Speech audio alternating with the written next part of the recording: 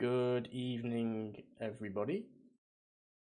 Welcome to another edition of the Talking Pogsense Podcast with our special guest host, who, that isn't Dunk, as you might have noticed. He hasn't changed in a week. He's not available tonight, and we wanted to do one over the weekend, so we have one of the two lovely mods of the channel and friend of the podcast, Kayla, as well as Welly as well. Nice. That's me. My build-up was a lot less than hers was. Well, Unlucky. yeah. Yeah. Kayla got a big introduction and I just got, and Whirly. Well, you're here every week. And It's true. Kayla is, I want to say, sort of doing us a favour, but, You are doing us a favour. Yeah, I mean, I suppose without you there would have been probably no podcast this week, but here we are. But yeah, so we're just going to follow the usual sort of non-structure that we do. We'll just talk about what we've gone through, and yeah, we'll see how things go. If you're watching in the live Twitch chat, welcome. Hope you're well. If you're watching on YouTube, thank you and hello. And if you're not watching, what are you doing? Yeah, if you're listening while doing something else, thank you. If you're not doing either of those things, then there are some questions to be asked. Yeah, then what the fuck is wrong with you? I should as well just double check with anyone who is in the Twitch chat that all the video and audio is good, and then we don't have to worry about that. But I think we're all good. So we will just launch into it, I suppose. So, how was your guys' week? Kayla, do you want to go first? Oh, sure. As the guest? Yeah. I don't really do anything. So, this week I started painting. That's how productive my week has been. A painting of? It's some peonies and a rose. I definitely thought you were about to say something else then. No, it's two different flowers that are being painted. So that's what I've been up to.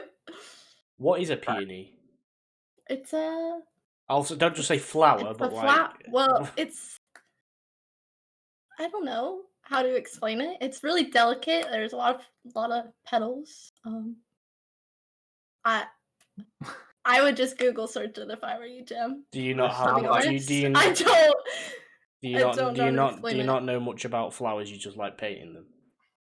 No, I'm getting paid to paint this. You're getting paid to paint it? Yeah. Whoa! Wow. So that's my source of income at the moment. Is painting flowers that you don't actually truly understand. Yeah, you look at a picture, draw it out, call it a day. What made you paint this? Why did you choose to paint this particular thing? I was told to paint it. Oh, okay. Yeah. So I'm not like freely deciding to paint what I paint. They were like, I want this, and I was like, okay, I can do that. So it's easy then, isn't it? It doesn't require any creative input. You just literally printing something onto a piece of whatever. Yeah. What's the word? Not an easel. Canvas. That's the word. Canvas. Yeah. Okay, and of course you stream this. Yeah, which has been going well. Yeah, you do art streams and some game streams like the rest of us. Yep. People do like watching people paint. It can be quite therapeutic. So. Yeah, it's been pretty good the past 2 days. It's been nice. It stops me from raging, which is nice. Yeah, I can imagine your rages whilst painting aren't quite as much as your rages whilst in the middle of a video game. Exactly. Yeah. I can imagine. No, I've watched a few of it, and it's definitely. I think you said it when you've been doing it. It's good to just sort of sit and chat with your viewers, and it's a good way just to unwind and sort of. It's good for your mental state, just to sort of unwind and whatnot. I think me and Welly would see that as playing Football Manager.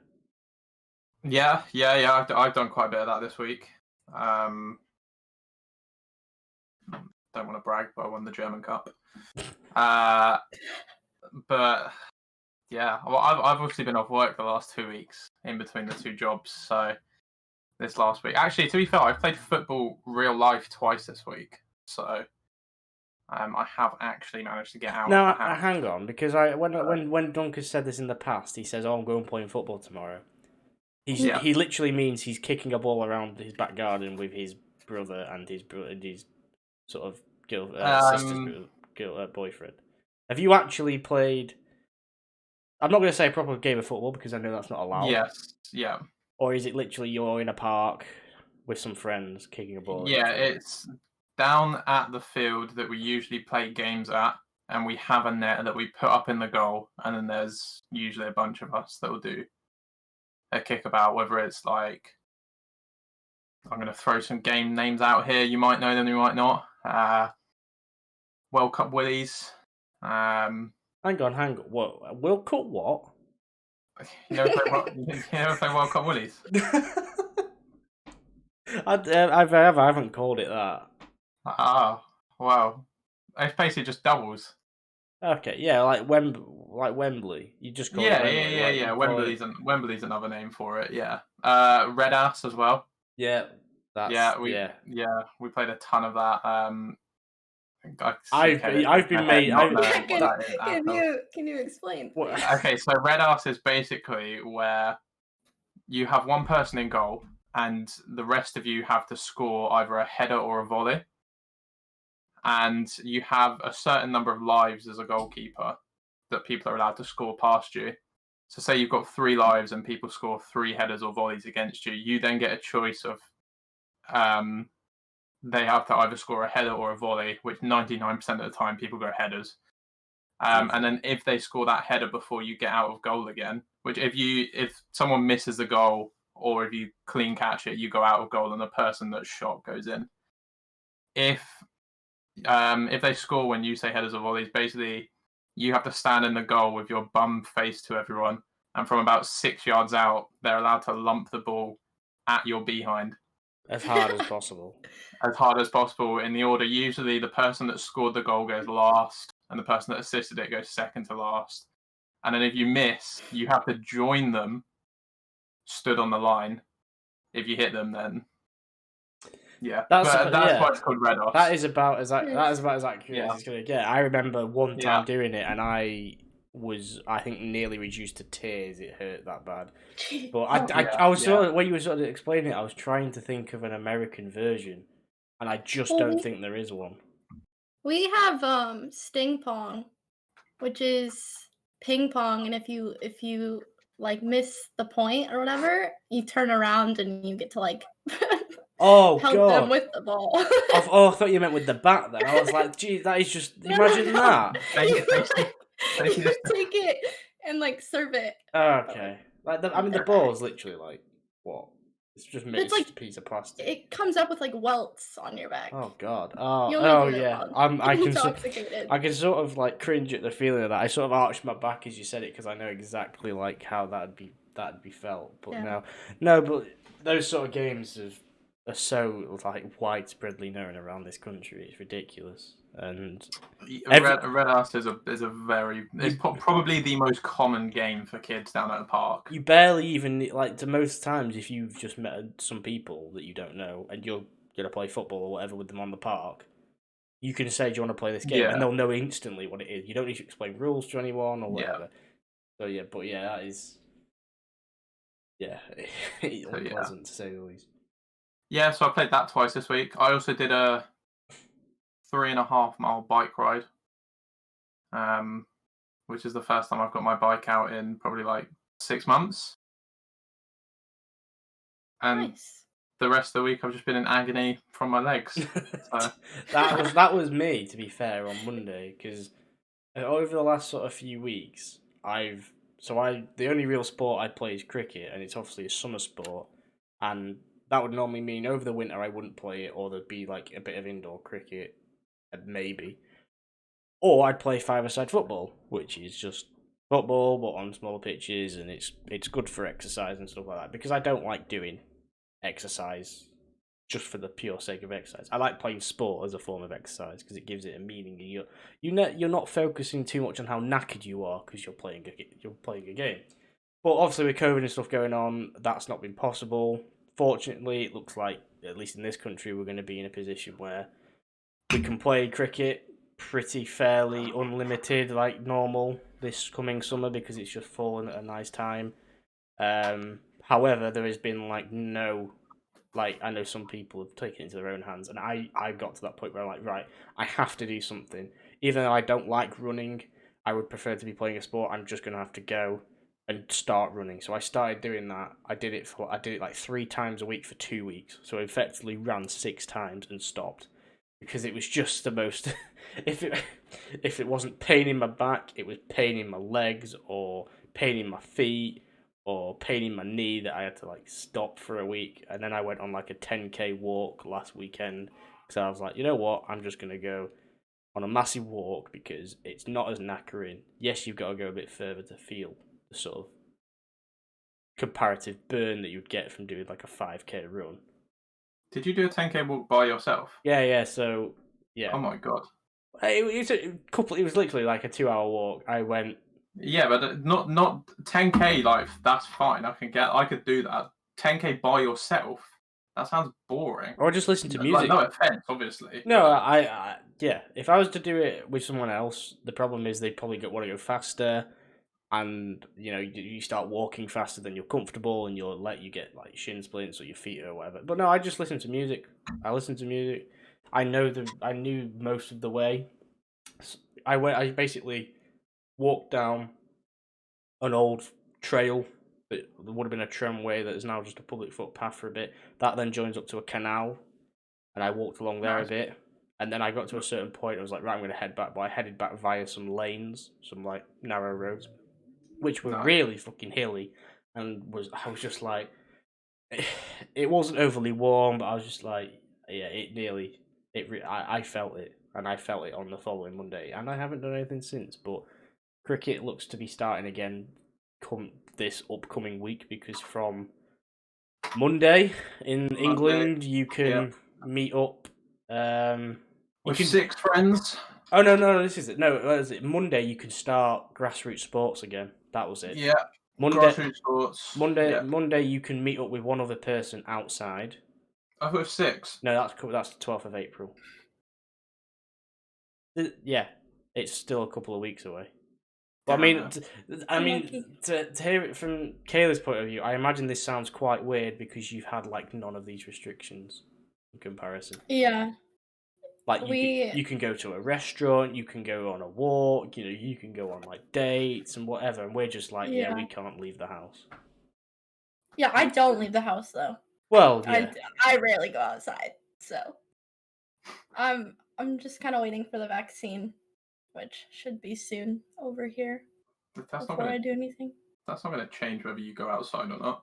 It's going to make me feel comfortable going outside. No, I know. But I might not go outside.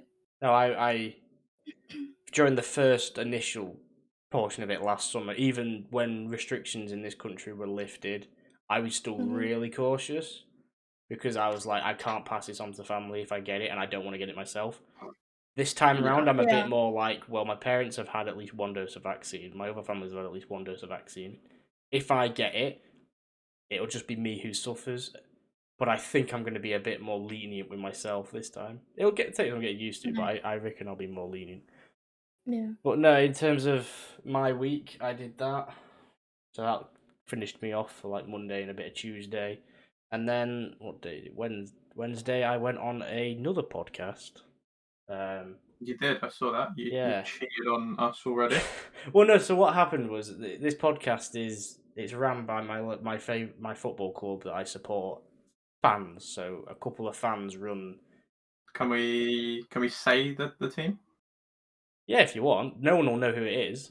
Yeah, Stockport County. Yeah, no one knows who it is. It means nothing to Kayla. It means nothing to a lot of people who'll be watching. Like if I said Man United, look, like it'd be ridiculous, but. No, so I'm not even going to say the name because it would take too much explaining to understand because it's not even like a normal name. It's like it's a clever name if you know what it means. Yeah. So I'm not, but no, they have been going for years. You can find them on Spotify. They don't do it like we do, so they don't do video. They do it all audio. They've been doing it for years. They used to like meet up in a pub back room and do it. They've obviously had to do it all virtual for like the last year or so, and they've built. They are now in a position where they're known within the realms of the club. Like, if you're a fan of the club, you'll know of it. You might not listen to it, but they get a few hundred sort of listeners per month, per episode. So there might be 150 to 200 listeners.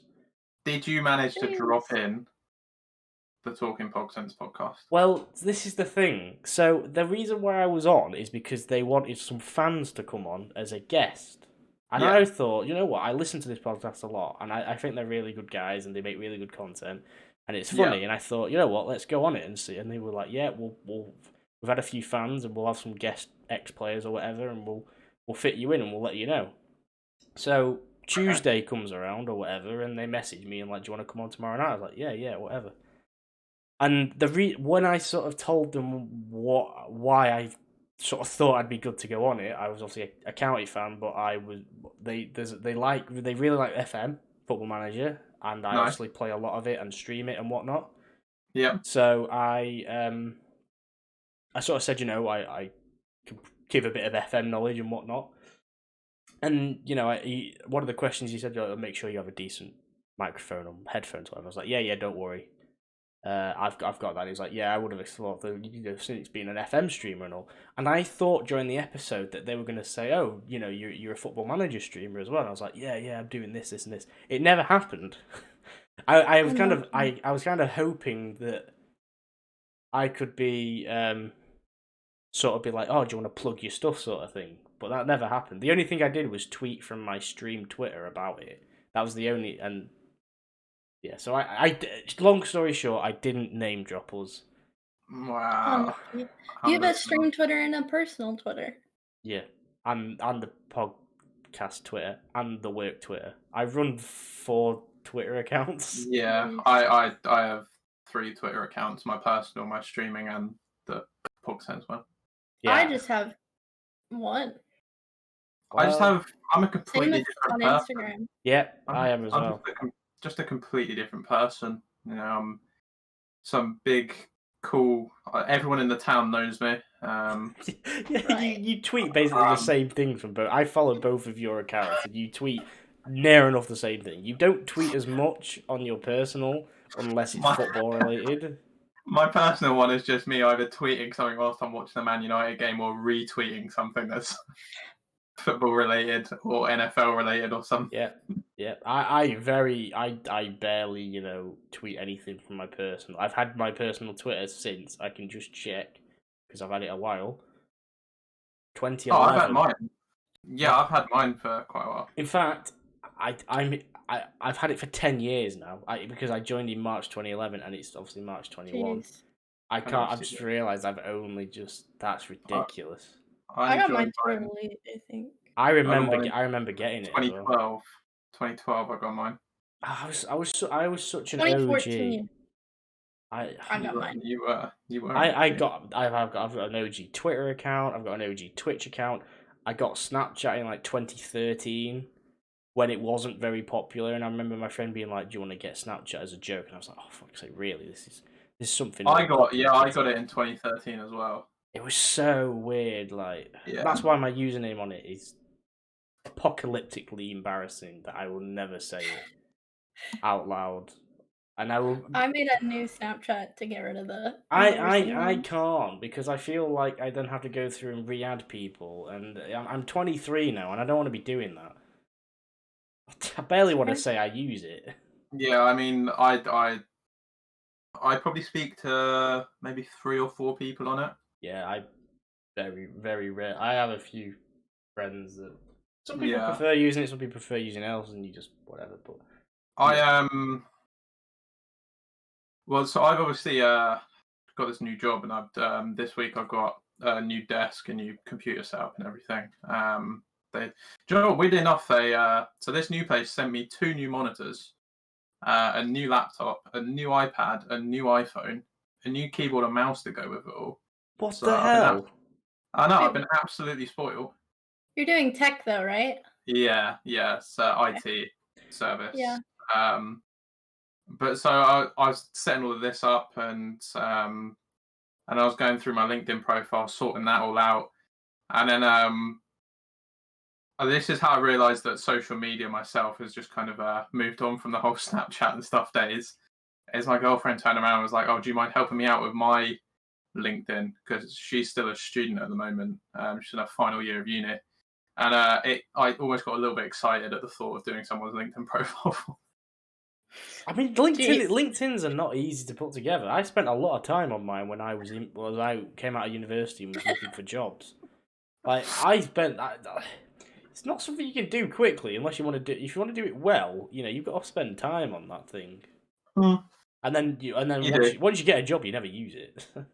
It's it's amazing. Like I just don't look at it anymore. In my job so far, I've had to use it quite a bit because it's obviously been like recruitment and sales and stuff. Oh, God, yeah.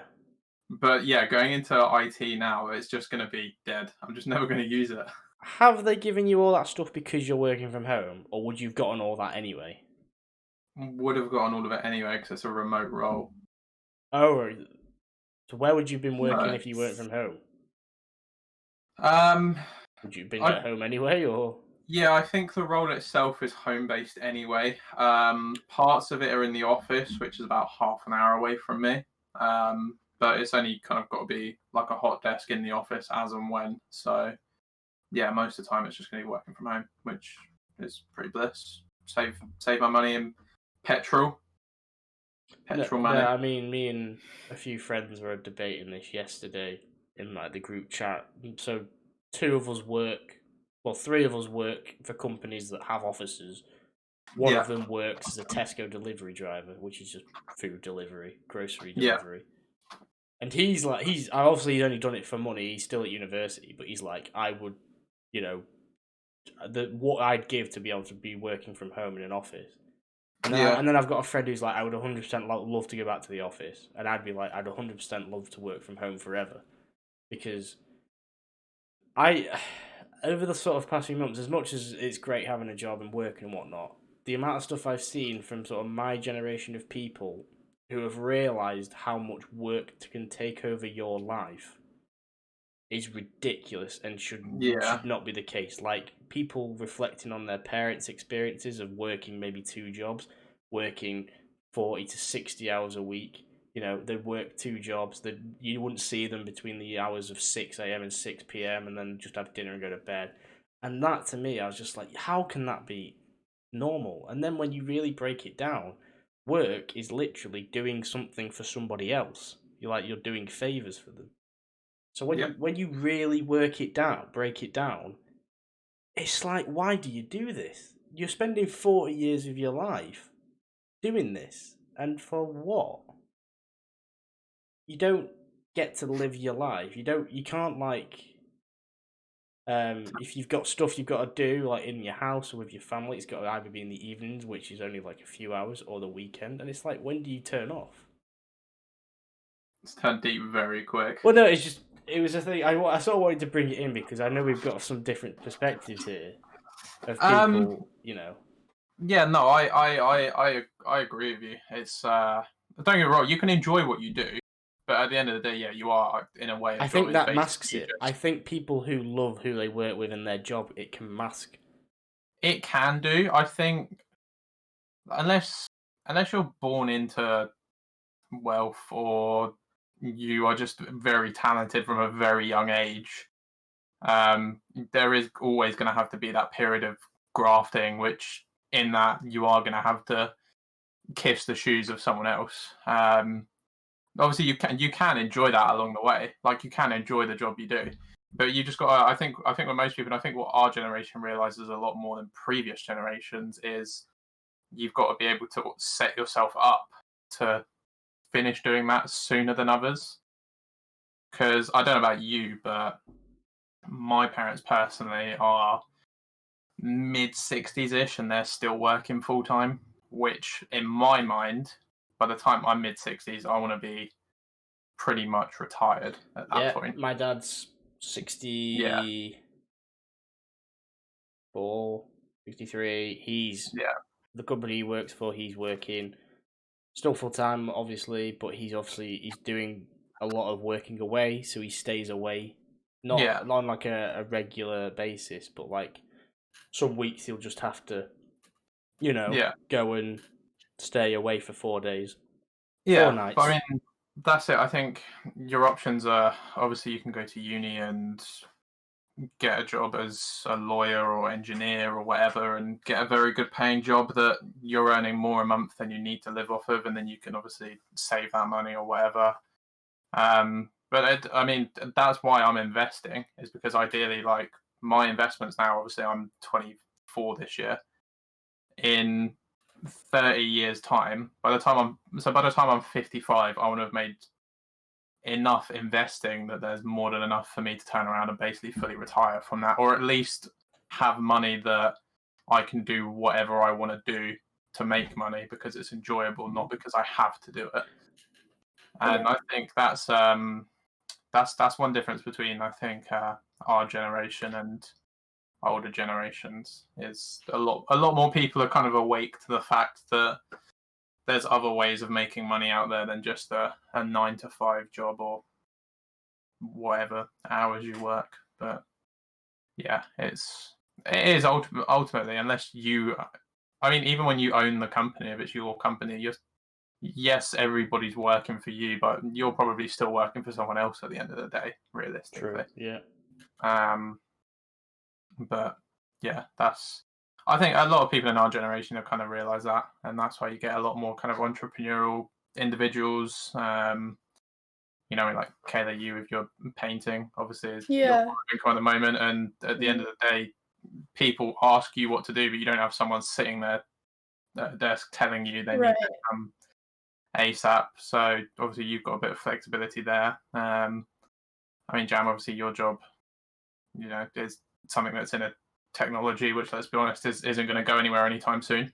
So you've obviously taken a different route. You're working for someone, but you're in an industry which is only going to grow.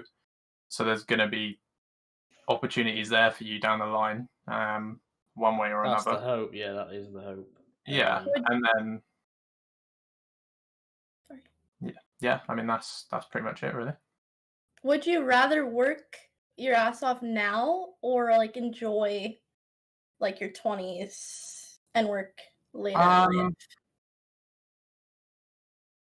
I think for me it's a bit of both. I think I don't want to work to the point where I drive myself into the ground or restrict having a social life or enjoying things at this age. Right. But I don't just want to go all guns ho the other way and just enjoy everything and have absolutely no money when I'm in my 30s or 40s. So that's why I can be entrepreneurial, but I'm not going to start my own company anytime soon. I'm not going to, start doing loads of different things on the side to make however much money. That's why I'm personally just looking into investing and like doing research on that, because then I can still enjoy my time now because I'm still making money, but then I'm saving a little bit in investments each month so that I know further down the line that I've still got a bit of money there. But I mean, yeah, at the moment I'm living paycheck to paycheck just because I choose to. Like, I could, if I restricted every single thing I did, if I sold my car, cancelled all my subscriptions to things, literally never went out, never bought anything, I could easily save like 2/3 of the salary I get a month, but my life would just be so boring at that point. So yeah. What about you, Jem? The whole thing that got me thinking about this, it was literally a viral tweet. Someone tweeted it and it went viral. It was like, mad how you spend all of this time of your life working for someone. And it really, really really made me think, not like what is the point, but why do people, I kind of got this idea. This hasn't made me like quit working and just live off the land or anything, which is like what I think could, people could start thinking, what's the point of working in general? And people then start harping on about how it's to do with capitalism and things like that. And I don't necessarily agree with that. But it did make me think was, like, retirement is supposed to be this time where you've spent all of your life earning money, enabling for you to enjoy yourself in your later years.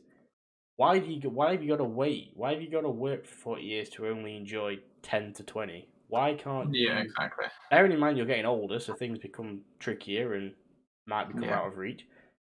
Why not, for example, and I think people do this, and this could be something I look to do, work for 2-3 years and go and spend a year doing whatever you want.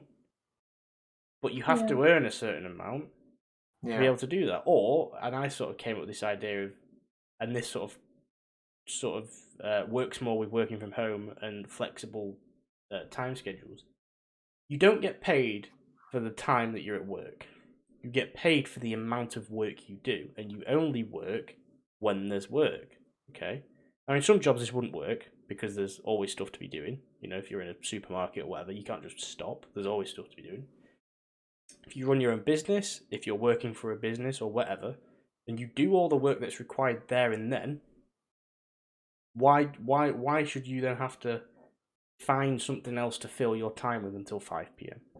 Why could you not wake up, go to work and start at 9 and go, right, I've got this, and this to do, and I know I'll get paid for doing those tasks. If I do them in an hour, I'll get paid the same amount. If I do it in 6 hours and spread it out throughout the day, I'll get paid the same. Get paid on the work you do and not the time you work enables you to be a lot more flexible with your time. It would allow you to go and do things during the day and maybe it's just because of COVID and people being furloughed or being unemployed. People are effectively being paid for not doing work. And that sounds harsh, but it's obviously for the good.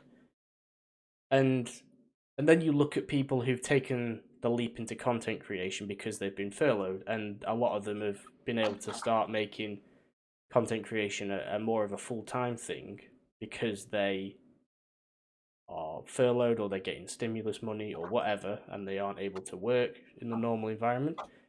They have all that time, and then they can make money from it. And then, if I'm, we're all sort of content creators. If we wanted to take it full time, we would only be able to. And this is something that I felt as well, is you're only able to do that if your employment allows you to, because you're furloughed or you're unemployed or whatever. If you're working a 9-to-5 job, which I do, and which Welly will do, you can't do that because it's not feasible.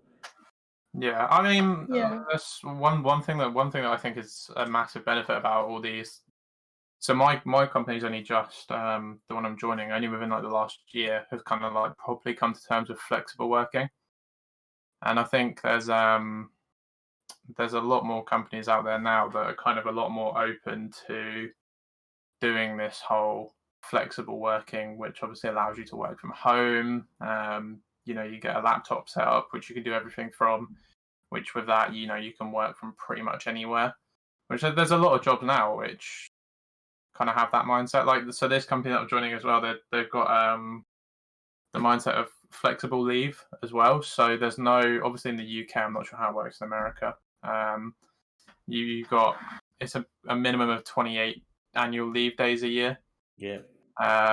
Which obviously with most companies that includes public holidays. So realistically, you only end up getting about 22 of your own days to take. Is it? Yep. Is that every company in the UK? I don't think mine is like that. Every company, as a full-time employee, they have to give you 28 days. That bit's true. I don't think the bit about it taking away public holidays is true, though. Not for my company, anyway. I think it doesn't have to, but it can be inclusive of public holidays, which I think the majority of companies include it. But so this company that I'm joining now, they do flexible leave, which basically means that there is no maximum to the amount of annual leave you can take in a year. Which obviously I think if you were to go to someone that's old-fashioned and say to them, why aren't you offering flexible leave in a company? Their first response is probably going to be, well, people are just going to book time off all the time. Which I reckon if you actually looked into the stats behind it, you'll probably find that people that have flexible leave as an option probably take less holiday than people that have a maximum that they can take in a year. Because, so basically, I could easily now give a month's notice for holiday as and when I want, or give a week's notice for a day here and there. But if I know I've got that option, the chances of me actually doing it unless I seriously need it are pretty slim. Now, and to be fair, the thing as well with minimum leave is that a lot of people get paid for those holidays, so they won't, like I said, they won't take them because they know they can just get the extra money at the end of the year. So I still, so there's you get still a bonus. Kind you of. basically get your day rate back. So if you have 5 days holiday left at the end of the year, you'll get paid those 5 days as if you'd worked 5 days. But so I still have a minimum that I have to take. Right. It just means that there is no maximum that I can kind of go up to. So obviously, like minimum wise, I think it's something like I think my holiday works out as something like 35, 40 days. I think is what they've put on the contract, but Wow. there is no maximum to it. I think I get 25. Yeah, but so I mean, I haven't used any at all yet, and we're in March. I'm taking 2 next over the Easter weekend to make it an extended weekend. So that means we're going into the 4th month of the year, and I've taken 2 out of 25. But it's just how it is. The thing I will say about that, and I watched a video on a person makes sometimes does YouTube videos that are Reddit based. They'll go through Reddit stuff, and it was about jobs that automatically give you a red flag.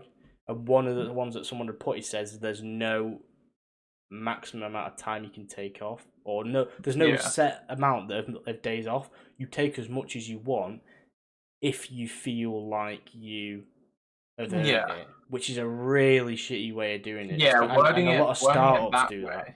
Because wording it that way is terrible. Yeah, because basically what it's saying is they're expecting you to like not take any days off. You could legally you could go to them and say I'm taking 3 months off straight away, and they'll go, well, do you feel like you've earned those 3 months? And it's a really shitty way. Yeah, that's a very psychotic way of doing it. Are they paid days off?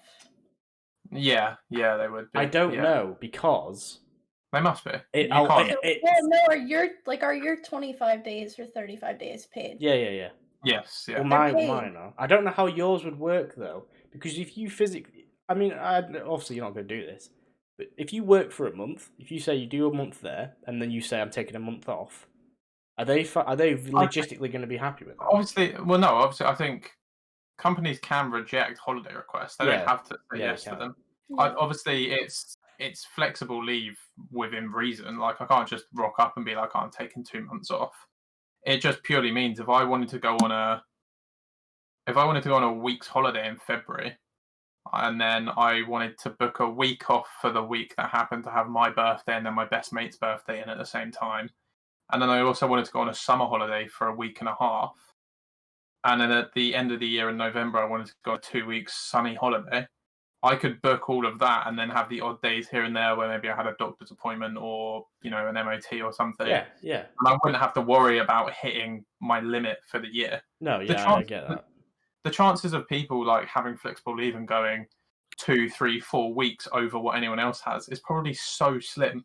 It just means you like, obviously for yourself and for me previously, even at the beginning of the year when your holiday resets, you're still in your mind trying to work out, you're like, okay, if I take this here, how much have I got left? And then am I going to be able to do anything with it later in the year? And when you get towards the end of the year and you've only got like 4 days left and then you want to, your family want to go away on holiday or something, you've got to then try and work out how you're going to get that extra day, or it's unnecessary stress for something which, to be fair, companies, I think more companies should just offer flexible leave, because the chance of you taking ridiculous more amounts is nothing. It just means you don't have that unnecessary stress of thinking, can I book this here and there? Like, obviously, I think if someone was to turn around and every 2 weeks they were like, oh, can I have 2 or 3 days off? The company's going to turn around at that point and just be like, well, this is just stupid now, we'll just bin you off. No, yeah. When you first said it, my mind instantly went to that video and went, oh shit, he's not working for some stupid, like, manipulative startup. No. But now you've explained it, I'm a bit more like, right, okay, it actually sounds sensible. And I agree, I think there shouldn't be a limit. It's basically there's no limit to taking the days off, but don't take the piss. That's Yeah, literally pretty all much. you need to say. Yeah. And It's just people it's a won't. very forward thinking way. I mean, yeah, this company's got like 1,300 employees, but they're a not for dividends company anyway. So kind of their whole philosophy isn't about just making big profits and the big boys taking all of the profit from it. Like they reinvest a lot of the profits, like whether that be in they're a housing association, so whether that be in more property for them to have, whether it be in training for their staff members. Like I'm being put onto 2 training courses within IT straight away from the beginning. Okay. Obviously, like they've provided me with a shit ton of equipment to start up with.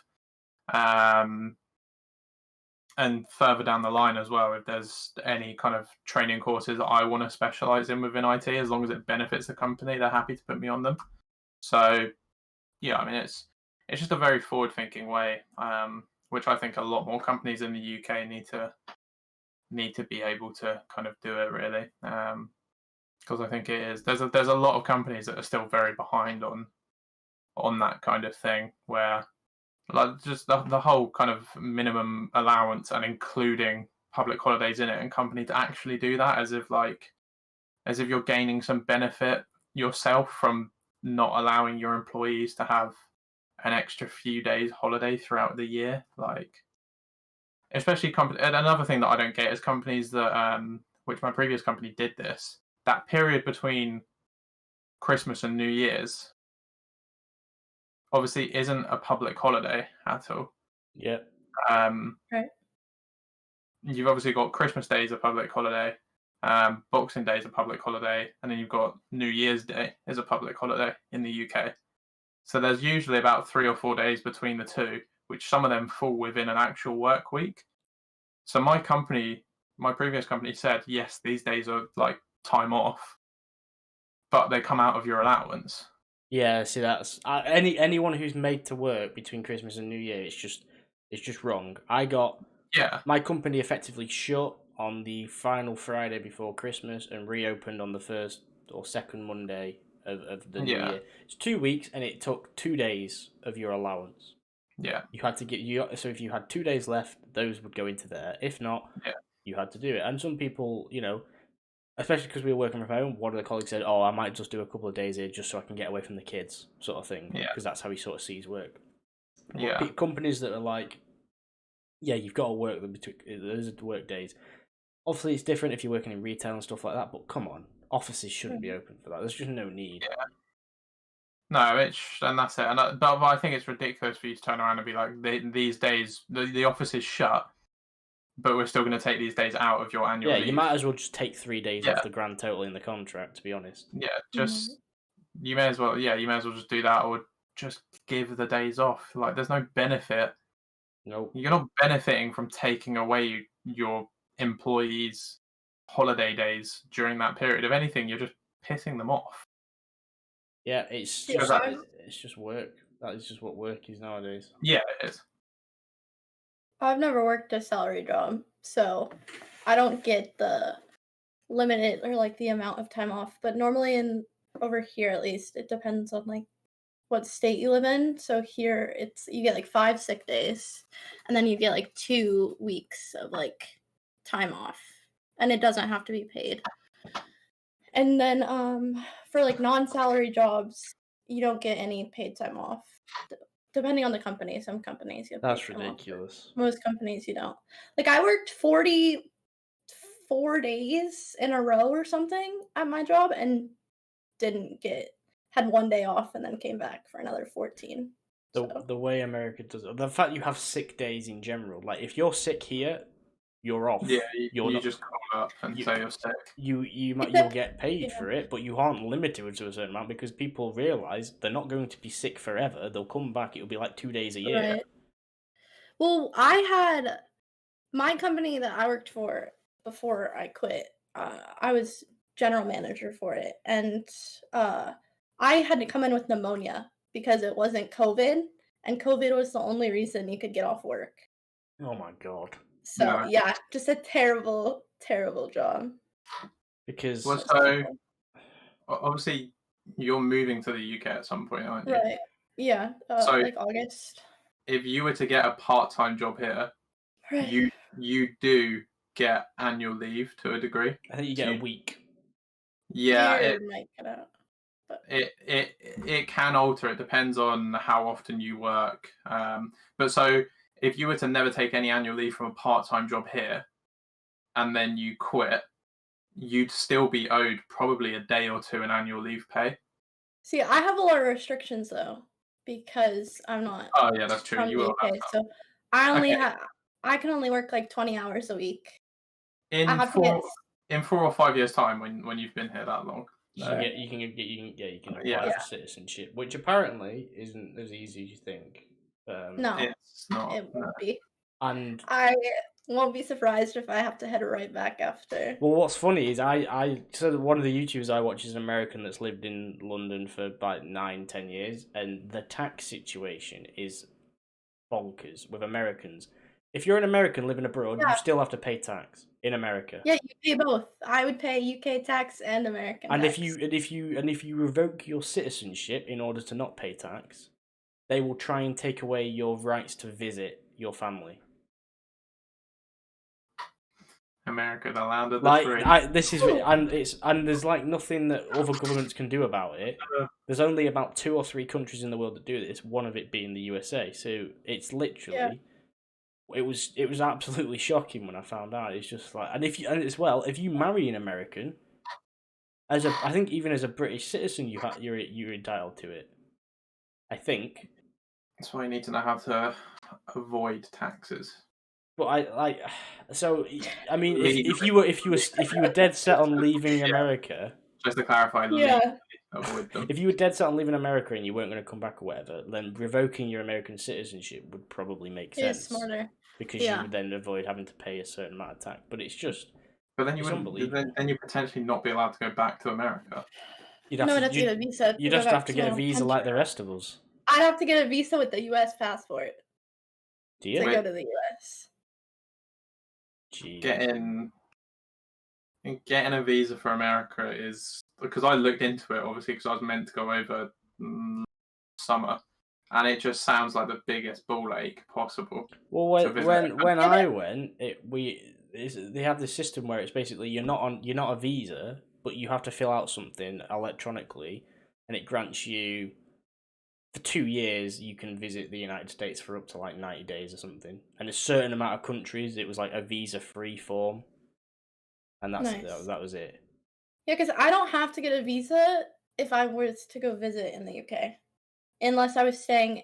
You have to get one if you're staying for over 90 days. But if I just want to go over there, I could go over there. I have to get a student visa because I'm going to be there for that amount of time. But it's weird that you have to...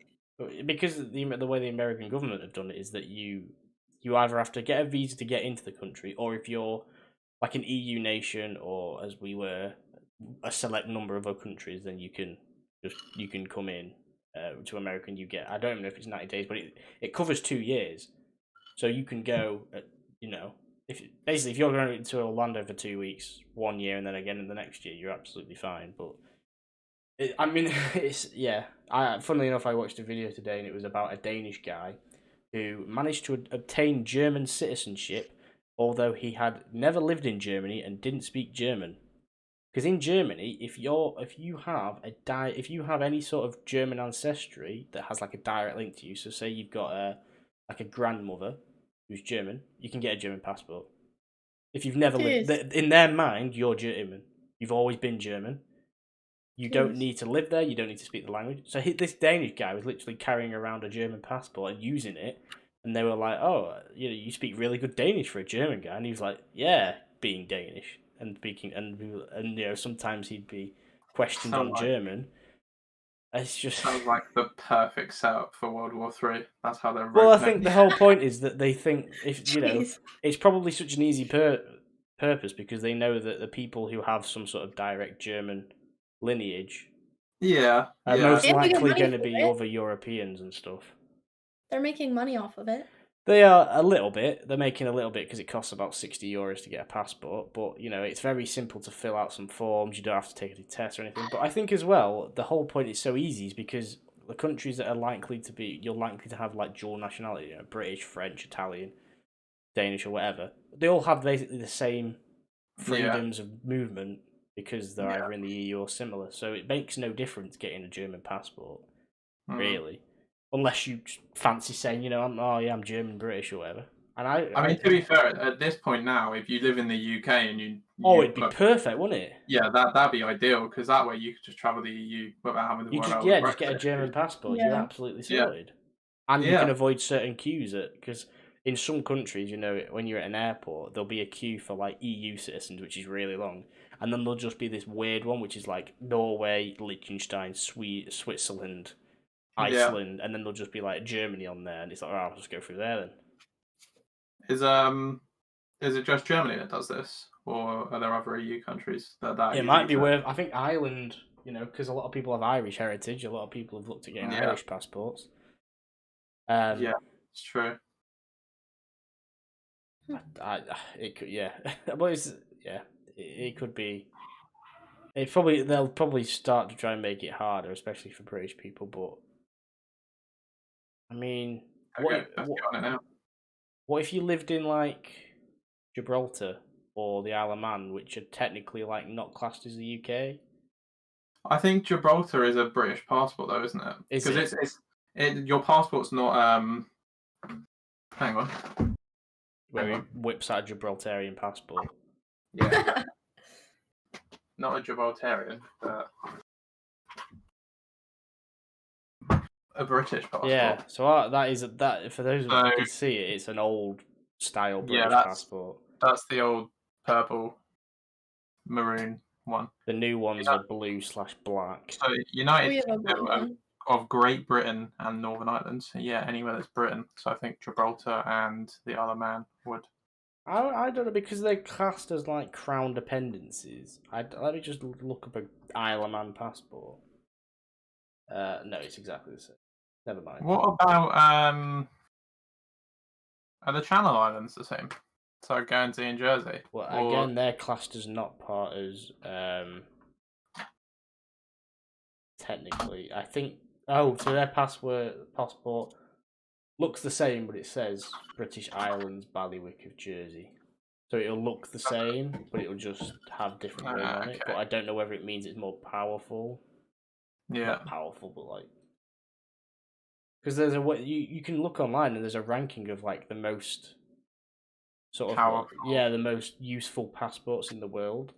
Basically, which passport is going to get you in the most countries, and I think the American one is actually one of the lowest. Japan is top. Is it? Everyone loves Japan. 191 destinations you can get into with a Japanese passport. Jeez. Followed closely by Singapore with 190, and then Germany with 189. See, so and even there you go. No wonder people are doing reason to get a German passport. Apparently the Finnish, I think the Swiss one as well, because it's not EU. Switzerland is 185, which is actually the same as the UK, but that was done on the 6th of January this year, so that might have changed. Most powerful because I wonder. World. Germany. Apparently Germany is the most after taking into account COVID restrictions. Then it's Sweden, Finland, Spain, and New Zealand. Oh yeah, why is Japan not as many now? What's changed? Two different websites, two different things. I don't know. That's weird. Unless maybe China. Japan's apparently 129 now. They've lost. Jeez. They've lost like 60 countries. I think it's just because because countries have to do deals with other countries on it, and they like if they agree visa-free travel or whatever, then that's fine. So it's a weird one that. Let's flip the scales without either of you looking. What passport gets you the least amount of access? I think I have an idea of one. Do you want to go first? Eritrean passport.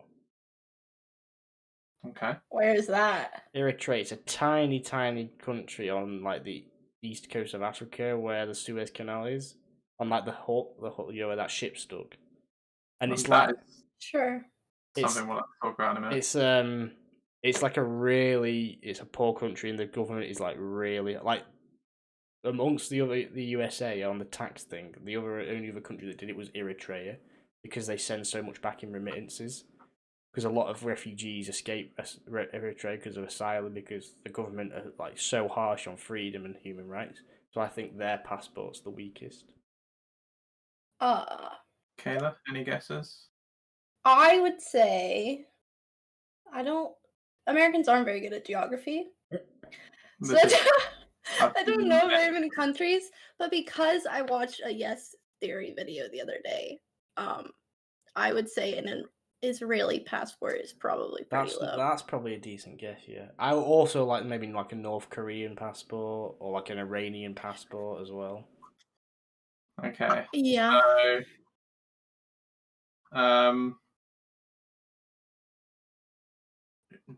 Jam, your country, Eritrea, has allowed that gives you access to 41 countries without needing to apply for a visa before landing. Really, not very many, is it? Like, if you in the grand scheme of things. No. Israeli is actually quite a way up the list, weirdly enough. The thing with Israel is a lot of times is to get into Israel. If you're traveling through one of the countries around it, is you'll need like 2 passports, because if they know that you've been in like Syria, this is before it all went wrong over there. Because I remember when Top Gear did it, they had 2 passports, because if they know that they've been in Syria, they won't let you in. So you've got to have like another passport, which I don't know if that's legal or not. Israel gets you into 94 countries without having to apply for a visa beforehand. That's still not. What's the worst? The worst passport to have is an Afghanistan passport, which gets you into 30 countries without. I guess that would. It only gets you into 4 countries visa free. 4? Jeez. Yeah, there's still 26 that you get a visa on arrival. What for? What for is a good question. No wonder people try to escape as like refugees and stuff, because like if they're actually trying to go through the legal channels, they just wouldn't be let in. Yeah. The bottom ones are, so you got Afghanistan with 30, Iraq with 31, Syria with 32, Somalia with 34, Pakistan, Yemen 36. It might. Iran. I don't know if this is like a discriminatory thing, but is it because that people don't want people coming in from those countries with those passports with no checks? It probably is. Yeah. Biased. Like if you make someone fill out a visa. I mean, without sounding harsh, it probably is a very logical way of thinking about it, because obviously I think not that I necessarily agree with any of the views, but if you look back over the most recent, obviously, like conflicts in the world, it's those areas that it tends to be with. So yeah, it's security thing. I would say it's racially. It could be. Yeah, biased. It could be. Yeah. These aren't religiously biased, even. These aren't necessarily passports that can't get you into countries. It's just so Afghanistan, there's only 30 countries that you can get into without having to do a pre-application for a visa. Yeah, and what that'll definitely do is it'll just give them a bit of a check on the person. So the same way America has visas for everyone, and like for anyone coming from Afghanistan to countries, obviously they're going to have to fill out a visa to say what they do, who they are, why they're visiting, and and then so that has an explanation behind it. But whether or not it's fair, I suppose, isn't for us to say, because there'll be all the sorts of things that go into it. Yeah, I'm just having a look to see if there's any countries which are a bit shocking that are under like 100. Weirdly enough, Indonesia only has 65 without applying for a visa. What about the Chinese passport? 60 without. See, that's kind of low. Reapply for a visa. That is kind of low. I'd expect that to go up soon. I think the amount of diplomacy China does with countries around the world to gain favour, I think they'll be doing deals to get visa free. Is North Korea even on the list? That's a good point. Yes, I think it is. Unless I wouldn't be shocked if they don't even have can't even obtain a passport. What's a North Korean passport looks like? I want to see this. Because I know when you go into South Korea, you can go into North Korea obviously, if they let you in. And then South Korea will re-stamp your passport. North Korea doesn't stamp it because they think it's one country. Is that so that people can't tell if you've been to North Korea? No, but North Korea thinks Korea is one country, right? Oh, yeah. But South Korea thinks it's two different countries, so that's why they'll stamp it twice. Yeah. No, that's fair. North Korea actually allows you to travel into 43 countries without having to pre-apply for a visa. I mean, the thing is like there is literally. I mean, I can tell you the 7 countries that you can go to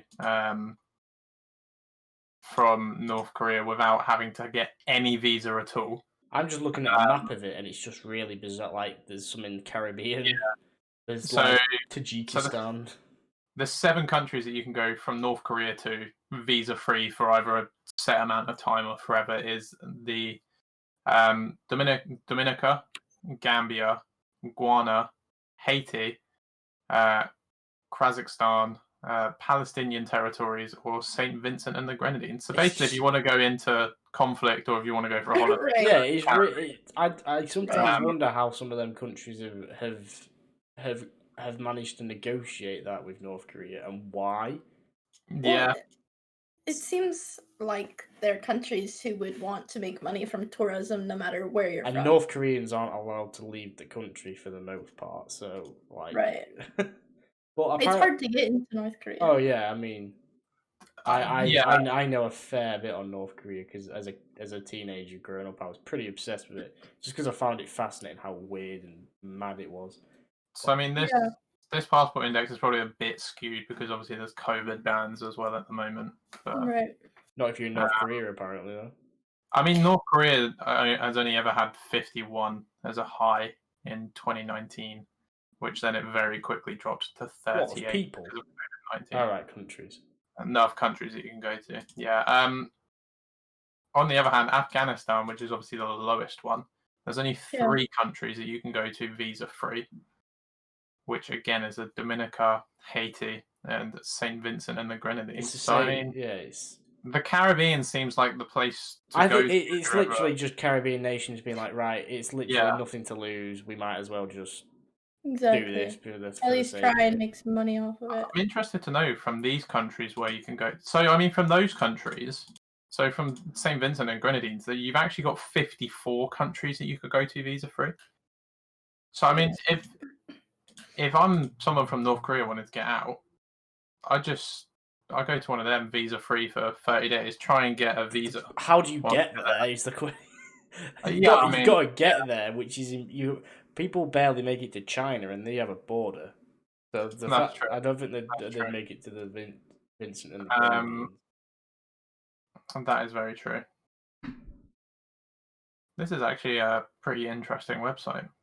It's definitely not something you think about, is it? The old talking about like passports and stuff. But no, especially when travel's allowed and stuff, it's interesting to see which countries hold sort of sway of passports on that. But yeah, so you wanted to talk. I heard you wanted to talk about this ship. Yes, this ship in the Suez Canal. Pretty interesting, isn't it? It's a bit strange, yeah. It's like I've never heard of it. Have you not seen it? The Suez Canal is basically a small canal that goes through. Am I right in saying Egypt? So sort of it separates Egypt with the Middle East, and it was basically. Oh no, you're right. It goes through Egypt, and it basically it connects Europe with Asia without having to go around Africa. If you're to look at a world map, you've got the Mediterranean, which is where you've got kind of all the coasts of France, Spain, Italy, all the way down to like Greece and Turkey, which then comes around, and you've got kind of the top north of Africa. And then you've got is it the Dead Sea or the Red Sea? Which one? What? It'll be the Red Sea, I think. And then you've got the Red Sea kind of. The Red Sea kind of splits Africa from the Middle East. Yeah, it was. Which then kind of it filters into the Indian Ocean, which then obviously gives you access to, kind of all of India, the Far East and places like Australia and stuff like that as well. And there we go. my face. I thought it was going to cover the whole screen, but it didn't work properly, so I forget all that. So basically, where the natural water system ends, they man-made a canal that it's cuts very through. narrow. Like, it is extremely. Do you know narrow. what? It looks extremely narrow on a map, but if you actually look at a boat go down it, it's not that narrow. Well, no, because they do have to keep the ships go through. No, apparently this ship that got stuck is is taller than the Empire State. Yeah, I saw something which basically to go from London to where was it? Somewhere in India, I think it was. To go from as a cargo ship from London to somewhere in India, it's about 9,000 kilometers going through the Suez Canal. The only other way, which is the way they did it in like the 1700s, is going all the way down along the coast of Africa, which is double the amount of time. Double the amount of time, and going around the Cape of Good Hope in South Africa is extremely rough waters, very dangerous waters. Is this what's going like viral on Twitter? Yeah. A lot of ships are having to go round Africa as a result. Basically, what happened is a ship was going down this canal and somehow has managed to turn sideways and is blocking the whole canal. Yeah, and it's sort of something that you just don't like. How does a ship get in that position in the first place, and how can it not just sort of reverse and turn or whatever? Which, funnily enough, if someone had said this to me 12 months ago, I would have just looked at it and I'd have laughed. I've actually got money in a shipping company as an investment. It's definitely taken a bit of a hit from the fact that shipping. Oh yeah, it's genuinely had like an effect on the global economy because trade is so reliant on this. And people have said like it might even be a ploy to try and get global shipping to change its tact because and highlight how bad it is for the environment and stuff. But I mean, apparently it's obviously still stuck and it's not going to get free until at least next week. Ships have started to go down past South Africa. Yeah, because they have no option. They have deadlines to meet. They've got stuff they need to get there, and they just can't afford to be waiting around. Yeah. Apparently, I don't understand how it's ended up there. Apparently, it was high winds or something, and it's just. I thought it got beached, but it must have turned so much that the captain can't revert. I mean, to be fair, a big ship takes a lot of maneuvering. Because there's that photo, isn't there, of the ship next to a digger. Yeah, and the digger's just trying to is just trying to dig away at this thing. It's like that's one tiny digger against a ship that's bigger than the Empire State Building. It's not going to do anything. So, but yeah, apparently that canal isn't always used because apparently there's certain times of the year where it does drain out too much. That makes sense because also canals have locks which monitor how much water's in it, and this is basically. I mean, it's called a canal, but it's effectively a man-made. It's just a man-made river. Basically, yeah. But, which I would love to know how they actually went about building it deep enough for these ships to go through. But I don't know. That's a whole other story. Yeah. I'm just looking at a graphic of how it managed to get like that, and it basically looks like it started swinging a bit. It got a little bit tail happy. And like as it comes around the left-hand corner, it starts to sort of go at an angle, and then I think that it just ends up sort of. It might even be grazing the sides, and then it bounces back, and then the last sort of wide swinging movement makes it run aground. Your job as a captain of that ship is definitely done. Apparently, this was the same ship and captain that's happened before. It got grounded somewhere else, and I think he needs to look for a new day job. Yeah, I mean, it is when you look at photos, it's perfectly stuck. Like it's completely perfectly stuck. I haven't seen it, but I can just imagine it look like a kid getting their arm stuck in like a dining chair or something. Yeah, in a sense. I mean, basically, if you were to like put a load of pencils in a row on the floor and then put a toy car sideways in it, that's pretty much what it looks like. I've just found a Twitter account that's just called "Guy with the Digger at Suez Canal." Nice. It's baffling how it happened, but yeah, it's weird how it's obviously something that actually affects the world economy quite a bit. So Yeah. yeah, and we can sort of laugh at it at this point. Yeah. But obviously, like, it does have it does have repercussions. But it's just sort of one of those things that this year and last year you just sort of laugh at. You're just like, of course it happens. Of course this is happening. Yeah, because and it's like you said. I think a lot of people are trying to use it as a kind of highlighting what the global impact is from shipping, but I don't see how you ever replace shipping anytime soon with something that's going to be ever as efficient. I'm the same. I know that it's one of the world's biggest polluters, but I don't know how you replace it. Unless we just become a less globalized world, which is unlikely. The amount of cargo that a ship moves compared to something like a plane or whatnot is just ridiculous amounts. So it's but it's funny. There's memes at the end of the day. Yeah, it's producing fresh memes. Yeah, that's what counts. We need memes, don't we? There's people now, isn't there, who create like they keep a yearly chart of like what each month's produced meme wise. Yeah, I think I've seen January was obviously like I think January was like Harry and Meghan, wasn't it? Was that January? Jesus. I'm not a big memer. Was it last month? Was it February? I don't think it was February, Harry and Meghan, was it? The interview, I feel like it was like last week I saw it. It might have been February. I'm trying to think what January would have been. What was happening in January? I mean, this is something we can do at the end of the year. It's like a podcast special. We'll just go through the entire year events. We'll just go through yearly memes. And the memes associated. It would probably be like 4 hours long. Would it be funny? Probably. A bit like those quiz of the year programs that go through the entire year.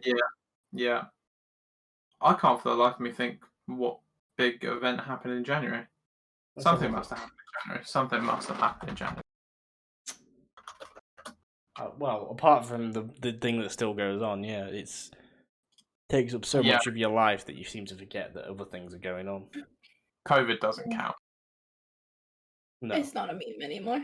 Oh, I don't. Well, yeah. To argue it was never a meme. Well, there was some memes. I would say, at least over here, like before we shut down, it was made to be a joke, and like it wouldn't come over here. I think that was part of the problem, to be honest. Yeah, yeah. I mean, we do have the most cases, so. That's what was January. There was the whole U.S. Capitol building siege. Oh Christ! Yeah, that was January. That did happen. And obviously you got a new president. That happened. Right. I was gonna say that, but it just didn't seem like a meme. Yeah, and there was the Bernie Sanders meme. Well, there's January's meme then. Yeah, that's January's meme. February's meme is probably Harry and Meghan, I think. March is the boat.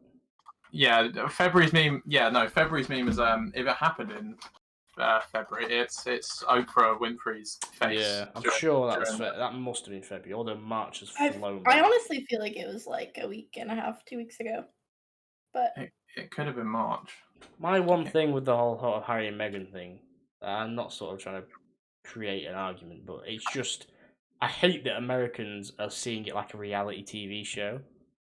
Like, it's literally, to Americans, it's like TV. It's like entertainment. We see everything as a reality TV show. Because it's, like, proper annoying that, like, oh my god, this is better than, like Housewives of wherever. Right. And it's but, just... like, we saw our election as a reality TV show. This past election. But I think the whole royal family thing... sort of it is like real life Jersey Shore and shit like that, because it's literally like disputes in the family disputes out in the open. Right. It's the British royal family. Over here we're just like, oh, for fuck's sake.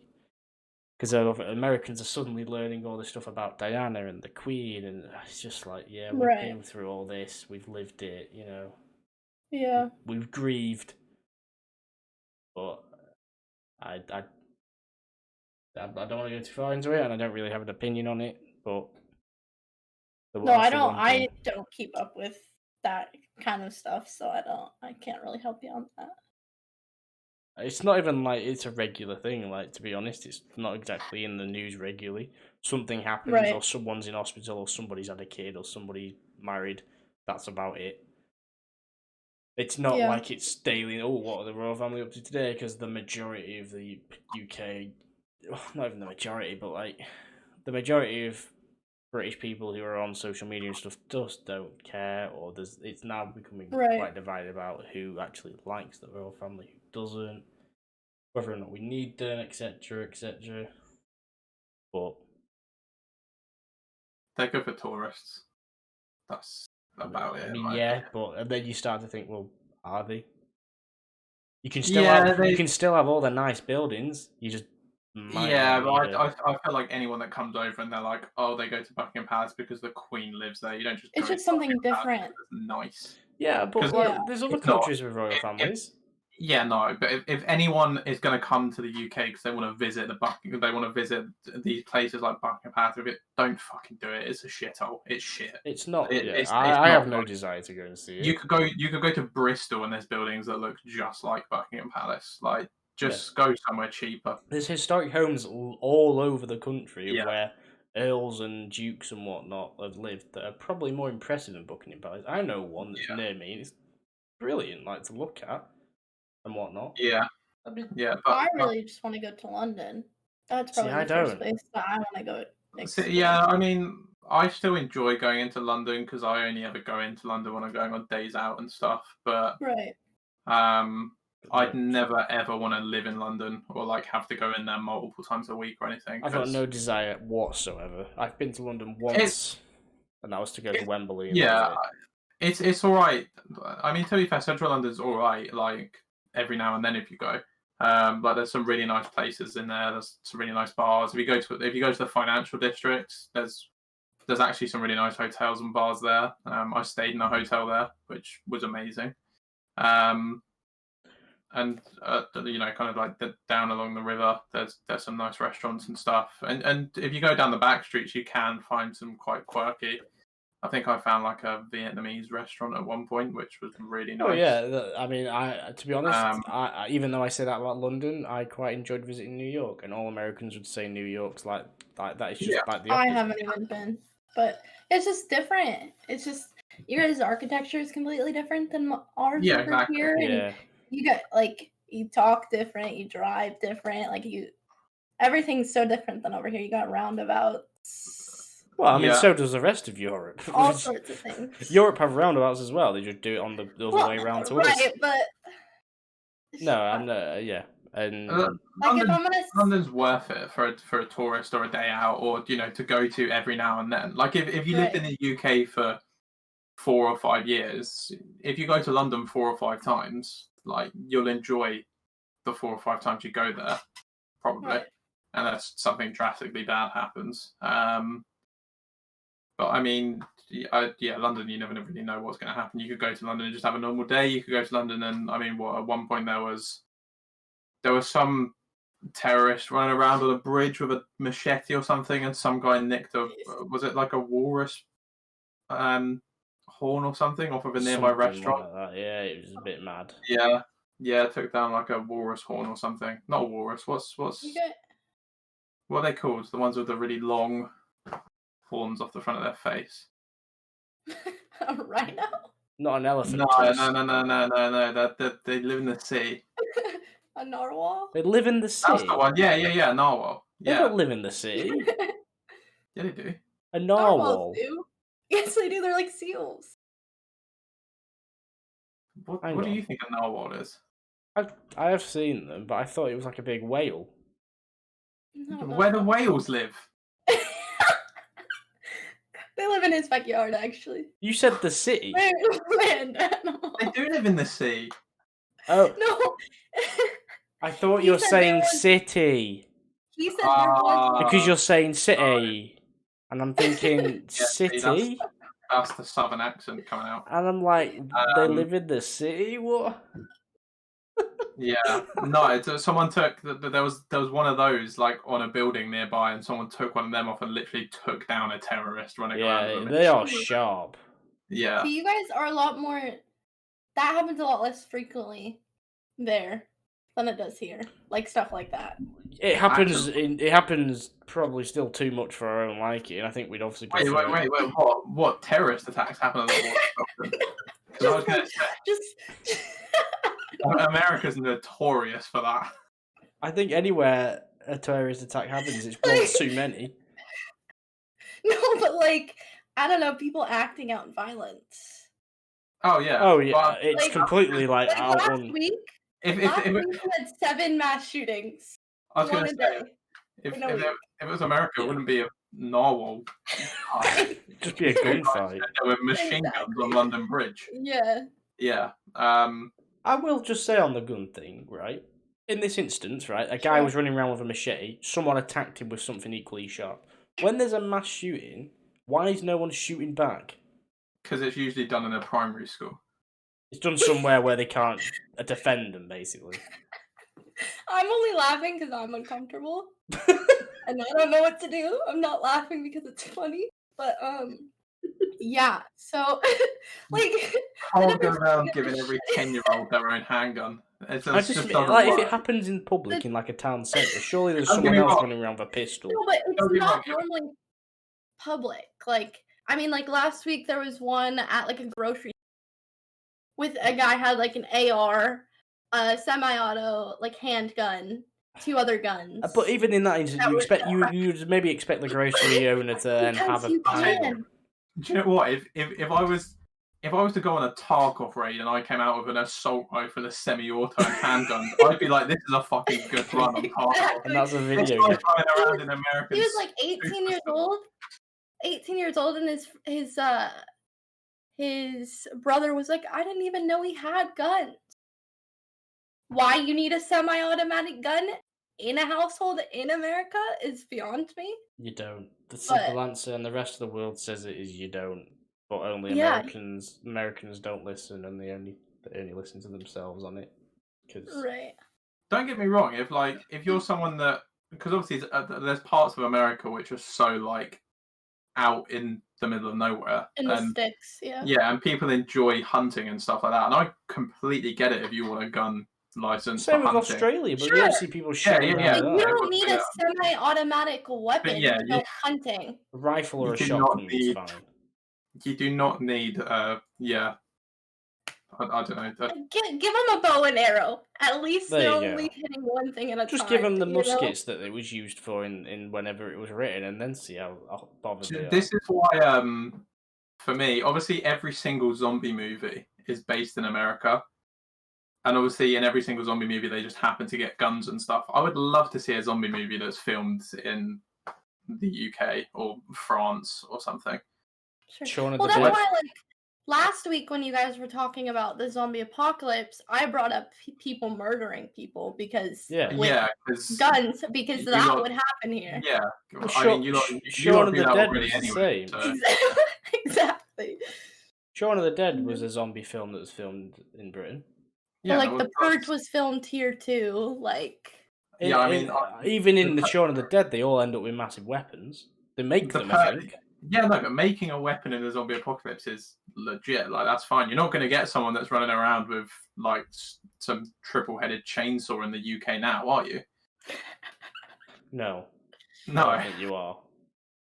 No. But in American movies, and they're still running around with a rifle. Yet you could go to your neighbour's house and he's probably got a rifle. So exactly, yeah. It's one of the more confusing laws of America, but yeah. Like, do you guys in school? Did you guys have like lockdown drills where like no? So we did a fire drill. We did a fire drill once a month. So we had fire drills, but we also had drills where you would either be like locked in your classroom and have to hide like under a desk or in a corner or something, or you'd be like locked. So lockout was like the person couldn't get into the building, but if the person's already in the building who's gonna like shoot, it's called the lock in. and it was like the most terrifying hour. That is honestly disgusting, to be honest. Yeah, well, especially for children. My high school had an active shooter. Oh my God. Who he robbed a gas station or like a plaid pantry or like a convenience store, and then ran like up to the school. And it was like lunchtime, so people were going in and out of the school. So I pull up in my car, people are freaking out. Instead of the principal turning me around in my car and sending me home, we had to sit in the parking lot, and then we had 2 security guards run us from my car to the school to get into the school. Nice. To be like safe instead of just like driving 2 minutes home. How many people went to your school, like on average? There's like 2,200 kids. Like double the amount of mine. Yeah, screw all this lockout or lock-in stuff. Just charge 2,200 kids at one person. To an automatic rifle? That's when massacres start. There's at most he's got probably like. Yeah, let him murder 100 people. He's probably got a 30-round mag. Let's be honest. He's not going to have. Okay, let's be generous. He's got a 60-round mag. Right, so he's going to murder 60 people. That's worse than most mass shootings in general. To save the life of 2,140 kids. But then realistically, if you're all like locked in or whatever, he's not going to get around 2,200 people, is he? He's going to get around 2 or 3. You turn the lights off, you hide in a corner, you pick up like books, bags, something heavy. Yeah, books are bulletproof, so. Right. You just do something to like chuck it at them, and then someone. That is literally so shocking. If I'm sat in a classroom and some guy comes in with an AK and he's like, right, I'm ready to, like, any last words of you, the last thing I'm thinking is, yeah, I'm going to lob this book and it's going to distract him to the point where he's not going to fire a gun. The thing is, too, like, at least at my school, there were 4 entrances to get into this school. And only one of them had an office in front of it. So people from other high schools or other places could just walk right in. And just nobody would know. You'd just think you're a student. So, and then we'd have, like, we'd have drug dogs walk around once a month. All the lockers in the classrooms and arrest people with illegal substance. See, right, this drill thing. So the things that are necessary for a drill in the world in education: fire drills, fire safety, right. Makes sense. You know, could save lives. Certain places, earthquake drills, because places suffer from earthquakes. Mass shootings do not need a drill because it shouldn't be an issue in the first place that you need to have a fucking drill for. Right, and I agree, but instead of fixing the gun issue here, we're just gonna terrify children for the rest of their lives. Oh my, are you? Kids, kindergartners, like 5-year-olds, are doing this drill. It's not just high school. I bet we go with Jam's idea. Just put a handgun taped to every single one of their desks underneath. I mean, that wasn't really what I was going there. It was more the places what I'm saying is when there's someone's an armed robbery, like robbing a store, you'd think maybe the grocery shop owner has a handgun to hand. If you're a gunman and you go into a classroom with your rifle and you turn it and aim, and there's just 20, 30, 12-year-olds all stood with a handgun aimed at you. I mean, one of them's going to shoot him before he's... You're not going to fire, are you? We also have armed cops in every school. From elementary school, middle school, high school. I didn't even have a security guard. I was going to say, you got one old fat geezer here. It's their job. They get a job for like 3 years, and they go to high schools. Nice. And they're like fully like ready. And you wouldn't even. We have security guards too. You wouldn't even see that at some like sports events or even like a theatre production or like like a play. They go, yeah. They have to go to all of them too. It's so unlikely to happen that there isn't all that is done in terms of security at sports events and like theatres and like productions and like music shows is people who do it for a job part-time, who wear an orange vest or are volunteers and have no training, and they just sort of go around and basically tell you where your seat is. Yet you're needing an armed guard at school. We would have, I think we had 4 police at my school at all times. And then in my town, at night, there's only 3 police officers. So we have more police officers in schools than we do roaming. I don't know. Obviously, schools are highlighted as like the targets, but I don't know why. Exactly. There's 3 police officers in your whole town. No, at night. There's only 3 patrols. But your whole town, so like literally like from where you live to where you work, like to the Yeah. There'll be 3 on shift. 3 all around. 3 on shift. That's a lot of places for 3 officers to cover. Yeah, and normally they'll just sit in a park because the ones that were at the school would also tend to do night shift, and so kind of knew them. But they would just sit in parking lots until they got like a call, and normally it's just a drunk person. Well, yeah, who's going to shoot up a school in the middle of the night? Well, obviously, but like the reason mass shooters would go to a school is because they know there's gonna be a bunch of people there who are unarmed and normally not able to defend themselves because it's just children. Well, it's just if you're robbing a store, it's like, I'm not saying it's a petty crime, it'll get you jail time, but it's not a most major crime. And fair enough, if you're robbing a store, you're going to take a gun to threaten. You're never going to think of using it, maybe shooting a police car. But why would you then think, you know what, I've robbed a store, if I get caught here, I might do a year, 18 months in prison. But if I don't, I take some money. You go to a school, shoot someone up, it's life, or 25, or you're killed, or whatever. Right. I just don't understand how it magnifies from robbing a shop to shooting a school. The guy that robbed the shop and came to my school was trying to run away from the police. His intention wasn't to shoot anyone. He didn't shoot anyone. He was just running like a psychopath. But he didn't shoot anyone. But people, they're like, you're in a different mindset if you're gonna rob a bank or rob something. Whereas like people here are normally in the mindset if they're gonna like shoot up a school. It's a different mindset from that to robbing a bank. Normally they wouldn't cross, I don't think. Unless they do. Yeah, I don't know many people that have the mindset of robbing a bank to also killing a bunch of kids. Yeah. See, you just never get that in the UK, do you? You get a disgruntled parent outside the school that wants their kid to compete in sports day. That's about it. Right. Or like someone with machete. I'm trying to think of when the last big school attack was in the UK. Dunblane. That was the last time it was there was a shooting at a school, and that was in the 90s.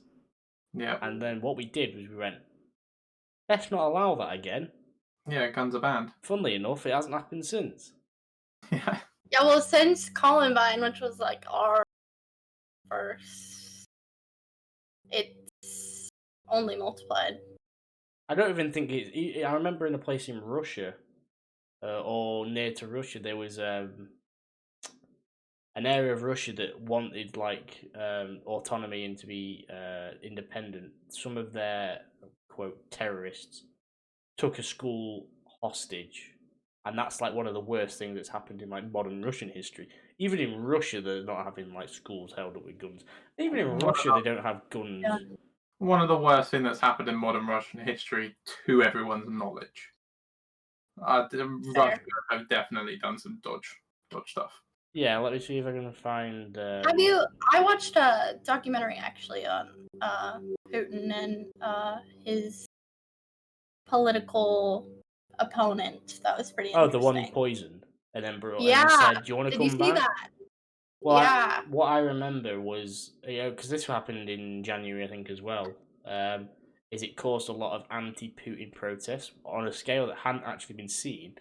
And I remember like millions of people. That even didn't he go back and then get arrested when he said he wouldn't? He basically got told for embezzlement.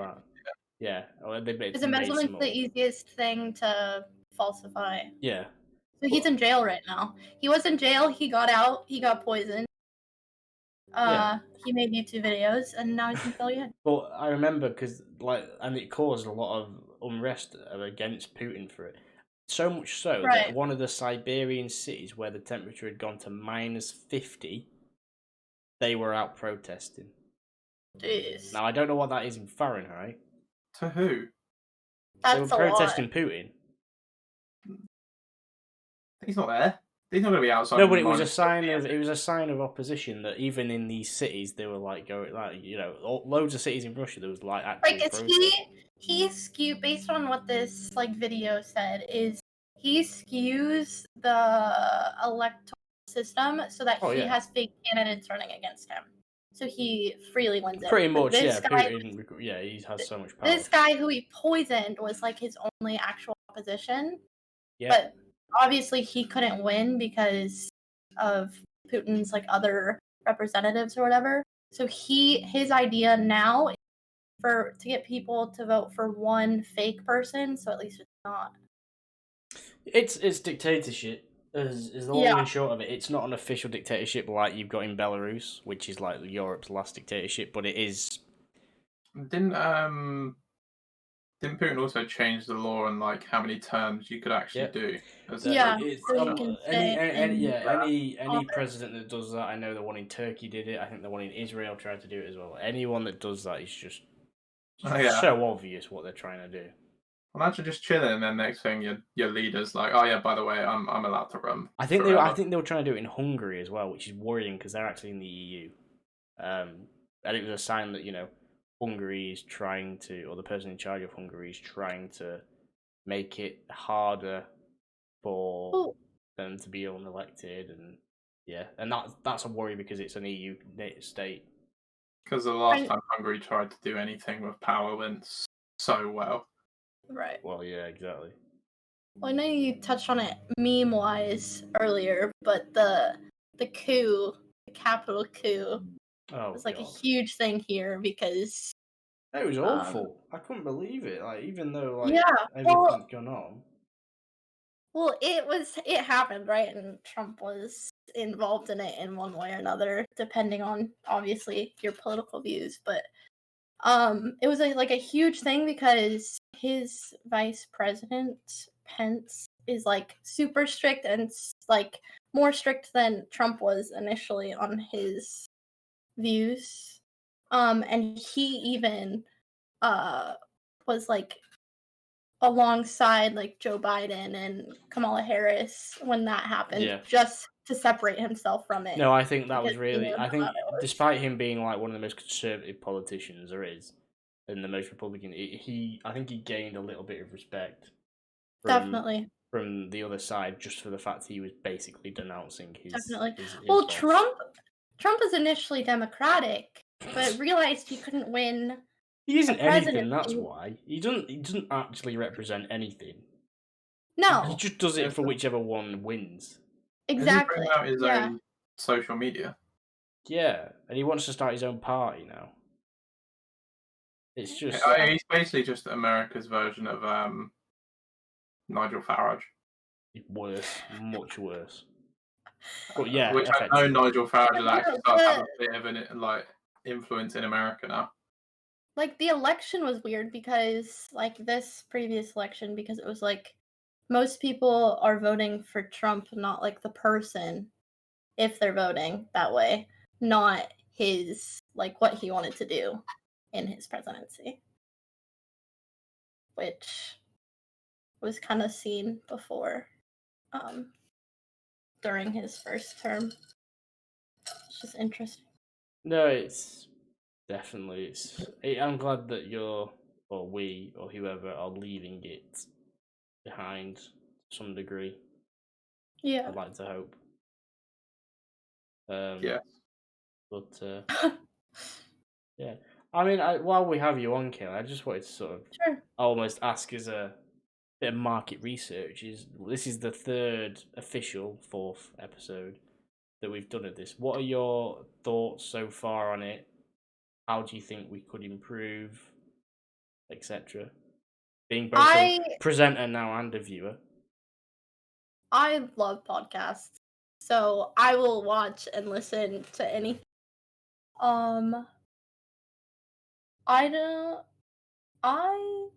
I don't know. You guys like cover a lot of topics, and like you don't have like a set plan, so you get like a broad amount of things, which is nice, instead of someone talking about, I don't know, a plant for 2 hours. Like, you know what I mean? Viewership. I think you guys need to make a TikTok. No, I know. And if we weren't going to do this tonight, I almost And was I know like, you know what, let's do it. But I have literally no idea what to do with it. I wouldn't know. I'd have to go back through the previous 2 episodes and find funny stuff and try and edit it. And Yeah. that's why I didn't want to do it, because I didn't know. That's why I wanted the people who've tried it or whatever to do it. I do think you need to make one though, and I'll tell Dunk as well that he should probably get on it's that. not the hardest thing to do. What we'll need what makes it so much easier is when people clip things. As soon as we get like an audience enough where people are clipping like any funny things, that's true. Yeah. As soon as that starts happening, that makes it so much easier to. At the same time, you know, like that's an issue for. At least we're uploading it to YouTube, so you know we can go back, right? And things like that. But no, I think we've initially made good starts. Having checked the sort of first 2 that have gone onto YouTube, you know, they've done probably as we'd expect. I don't know if Dunk is tagging them, if he's putting tags on the videos. If he isn't, because if he isn't, we are like missing out massively, because like tags is how you get in the search and stuff. So I need to check right that. now. Because I presume he is, because he knows what YouTube is and how it works, but I'm not sure. But I would say, yeah, just TikTok, because that's the easiest way to grow. Yeah. Right now. And I think social media wise, I'm trying to sort of increase our Twitter presence a little bit, and the podcast that went on the other day, they obviously it's all audio, so they put it on Spotify, Anchor. You could still Apple, put this on Spotify though. I could, yeah. I think the idea was eventually we'd do it. I just don't know how. I think it would require us recording the audio separately in like Audacity, which is fine if we have to do that. I'm sure you can probably just separate the audio from the video file on something like Adobe. Okay, we might we could look into that definitely. Like you say, I think once we get a bit of an extended following of some sort, then yeah. But no, it's good that, you know, I if we start hearing back from people, you know, the people who are saying, you know, I'm listening to this on my way to work or while I'm working or whatever. Right. That to me would be like really fulfilling. Like I feel like we're doing something right in that case. Yeah. I want someone to tell me that I'm the last thing they listen to when they go to bed at night. That sounds a bit odd. Huh. I don't want that.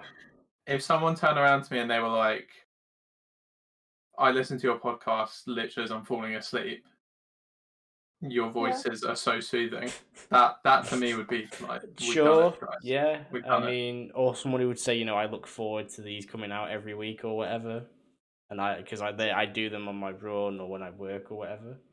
I mean, it's the same thing, like at least marketing wise, that you would do with your own streams. So it's not, unless you guys aren't really doing that, it's nothing that you like haven't done before. No, yeah. And like you guys should kind of know what works, and like even like streaming certain things, like you see like the viewership dip and all that. So I'm really consistent with my streams at the moment, so I'm not. I mean, well, I try and do at least one a week. I haven't. No, let's do one. I'm so consistent that every time I stream at the moment, my path to partner stats reset. That's how consistent I am with streaming. Wow. No. That's what, like once a month then? Yeah. When I streamed like last week, it was like it was like a path to partner, and it was like 1 out of 25 days streaming. I was like, that's wrong. When I used my Prime on you the other week, and I sort of regretted it after. I was like, why have I bothered doing that? I'm not gonna get my Prime worth out of that. It's free, so technically you are. Well, Sure yeah, but I could have. I don't really sub to anyone. It's fair. And to be fair, I think one goes out quite conveniently just after I get paid, and I think it's Dunks. I think I've got like 4 subs at this point now. I think I when I was like properly streaming and stuff and making actual money from it, I think I had up to like 14 subs at one point. Jesus. And then I started £50 a month. Yeah, but I was, without going into finances, I was making that from Twitch, so I was just pretty much. But then obviously, as I started to work and not stream as often, I never got that little bit of a period. I made some money from Twitch. I got my first payout, and I haven't had one since. Mine's really inconsistent. Yeah, it depends on what I stream, to be honest. But you're you're probably the most regular streamer out of all of us. Without a doubt. Probably, and I'm not as consistent as I used to be. I used to stream for like 12 hours a day. That's true. Yeah, I don't know how you did that. I would still do it now.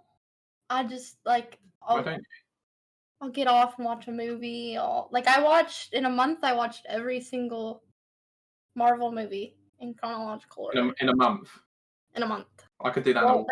There's 26 movies. Watch one a day. Jesus Christ. Sometimes. I could do that in a week. 26.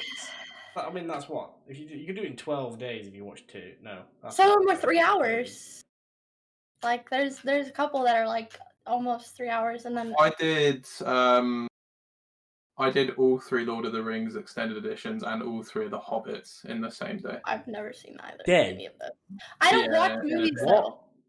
So to get me to watch that many movies consistently, I was up at like 6 a.m. and I don't think I went to bed until probably like 2 a.m.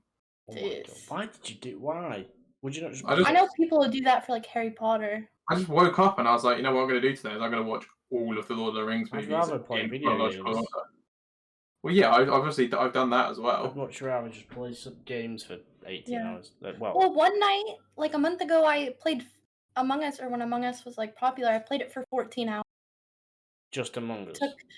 I slept for 2 hours and went to work. It was a good Among Us night. Like it was a good night. There is a new map coming out, isn't there? Actually, I think so. I mean, we played it on your birthday, didn't we, Kayla? And to be honest, that was more than enough. I was like, yeah. To be fair, I can. Did we? No, we didn't play it. I was too. Yeah, we did. Intoxicated. No. We played Pummel Party, and then we played Among Us. It wasn't Among Us. It was. I'm telling you, it second. I don't. Did we? Yeah, you, Q, Dunk, and Harv played Pummel Party for like 2 hours. Did we only play Pummel Party and then Among Us? Yeah, because Pummel Party lasted like 2 hours. I don't. And then we played Among Us, and there was Sicko and Keely and some other people I can't remember the names of. Was it your 21st? Yeah. You can now legally drink in America. Right, oh yeah, she got. I think it took like 6 shots in like 20 minutes. Bear in mind, she started streaming at like midday her time and ended at like 12, 3 p.m. 12 p.m. And immediately, because I put my I put a shot somewhere. thing.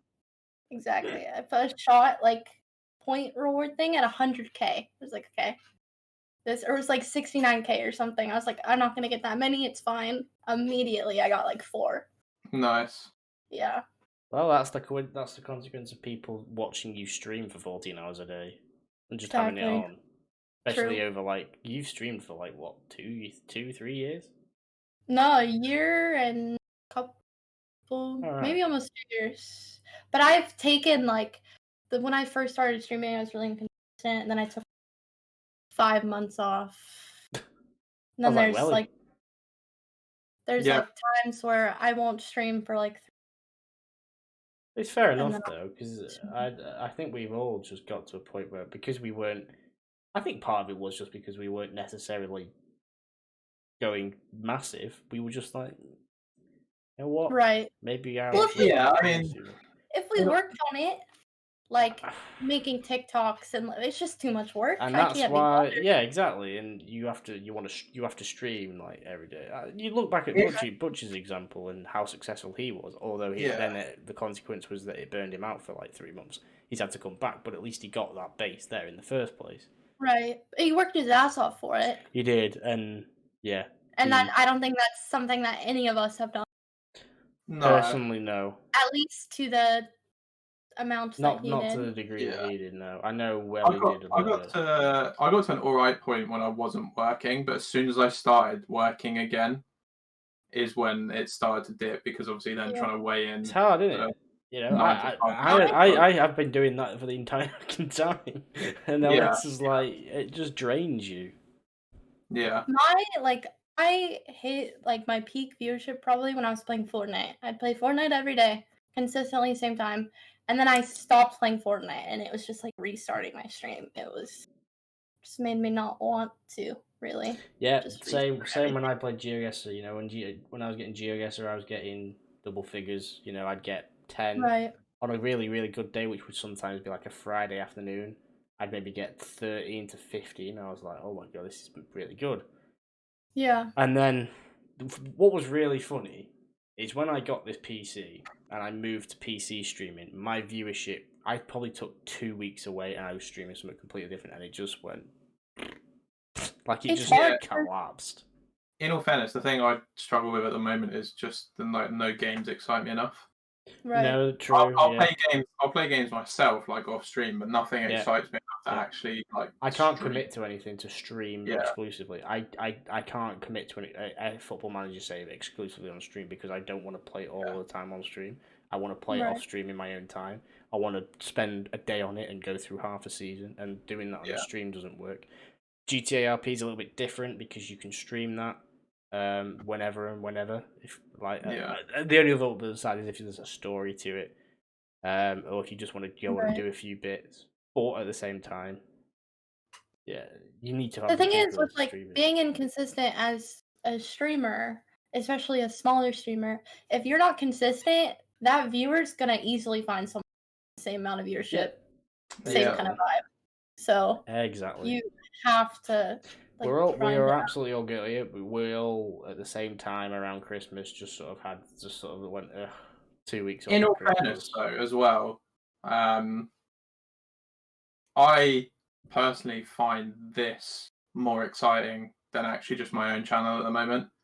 Like, I'd rather be consistent with this and make sure we're doing this once a week and working on this. Absolutely. And developing a podcast rather than, because that was the one thing, to be fair, that I enjoyed a lot about streaming, was either playing Valorant with you lot or playing something. I hate trying to stream games by myself. Right. Okay. I just find it so. I could do like an hour or so with it, but at that point, especially when you're a smaller streamer and the chat isn't as lively, you're just kind of sat there trying to talk to. So at least if you're playing with other people, you got them to chat to. But yeah, I've got a lot more interest at the moment in this podcast. Well, I think I wouldn't know how to do both. I wouldn't know how to push to both out at the same time. This is hard enough, personally. Like running it and like we don't even plan it. Like we plan when to do it, what time. We don't plan what we're doing in it. We delegate who's going to do this and whatnot. But I think the biggest effort is literally putting the name out there, because what you seem to do is if you put a load of effort into putting your name out there, and Reddit, Twitter, whatever, TikTok, and then you don't see that influx of viewership, it's almost like I feel like I'm just wasting my time or whatever. It's just But I think with this, it's different. There's 3 of us doing it. We know people. We've got 3 different communities or whatever, all slightly different, and I think. Being a podcast as well, I think there's a little bit more, everyone, you don't have to, it's not like a certain game where people don't like it. Right. You're very rarely going to find someone who says, I hate podcasts, or I hate just chatting streams or whatever. Yeah. They'll probably exist, but... Yeah. I mean, at the end of the day as well, like, our structure's loose, but we tend to just talk about what's happening that week, which pretty much anyone can relate to. So. I actually think this one out of the ones we've done has been the most based on like current affairs, like what's been going on. I think we've covered more recent events on this one than we have in the others. Normally it goes straight to stocks. But I actually think that's because more's happened this week than has in the other ones. It's like a good 30 minutes Oh, I on know. stocks that I can count on. When that happens, I pretty much zone out for a little bit. It's just him and Dunk will talk about it, and I'll just I got very little to contribute. I might ask a question, and that spurs Welly on for another 5-10 minutes. I have not really looked at it much because the market's been terrible the last couple of weeks. So there you go. I've not been looking at my stocks at all because it will just upset me. But it's the beauty of this is it can evolve. If there's not a lot to talk about stock wise, we can talk about something else. Bring in another segment for a couple of weeks. Yeah. And when COVID opened, like when everything opened back up from COVID, you guys will have a lot more to talk about. Yeah, absolutely. Yeah, that'll be good. It'd be really good as well when we do get a small handful of maybe regulars or whatever. We can get them involved. We can get people onto here, talk about whatever, like we've done here. Yeah. That's one thing with you guys streaming too. If you guys stream, you'll get more people here. True. So yeah, that's true. If that entices you guys to stream. I'm quite happy with my once a week stream. I just don't know what to do or when. I'm pretty sure last week I did it after the podcast for 2 hours because I like, I want to play FM. Don't want to be sat on my own. Well, I still was on my own, but I didn't feel like I was on my own. Right. But no, it's no. I think we've done a decent start. It's not the most original idea. There's a few people doing this, but I think we have a different spin on it, and here's hoping it takes off a little bit. I'm just waiting for the sponsorship deal. With what? What's your dream sponsorship? Don't say Sneak. No, probably. I've seen them creep up a lot on people's streams now. I don't know. Something just.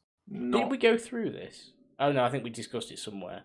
Something just odd. Something just peculiar. Like I don't know, like a men's suit brand or something. That'd be quick. Fortnum and Mason. Oh, no, not Fortnum and Mason. Just something that not everyone else has got. Or I don't know. To be fair, that'd be quite good. If it's 3 guys hosting, we could have male-orientated sponsorship. Like Tesco. Once you guys or Taylor or get more consistent and stuff, you should reach out to brands. Do that as well, because smaller brands will take anything they can get. Like coffee. Marketing wise, yeah. Sports stuff, people who do mystery football shirt companies. Yeah, maybe. Yeah, again, I feel like sports maybe just too mainstream though. I think they'd want a sports podcast, and we're not a sports podcast. Yeah, maybe like I don't know, just something like a curtain company or someone that does bed sheets. Furnitureland. Yeah. Something that's, I don't know, like... No, because that's when it's, like, obvious that the content creator is taking the money, because it's like, you have like no interest in this. Like a Pets at Home. Like a pet store. Just a sponsor from a pet store. We can have a little like a goldfish? Yeah, we can have, like, a dog run across the bottom of the screen every now and then, and it's, like, pulling along the name of the company and a coupon that you've got for it. That's quite a good idea, actually. Yeah, see? Who else? Yeah. Tell me one other streamer that gets sponsored by a pet store. Exactly. You can't. I don't know any streamers that stream pet stuff. Now, tell me how many viewers of streamers have pets.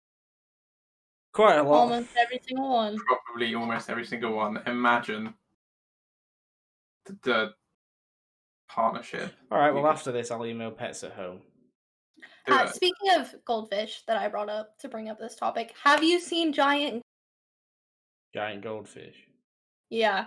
They're pretty big. I don't know. They're very cute. Would recommend looking them up on Google. Giant goldfish. They're also pretty dumb. But... I mean, it's a goldfish, yeah, but they're huge and like... They are pretty big. They look... They're just like fluffy. That is not a fluffy fish.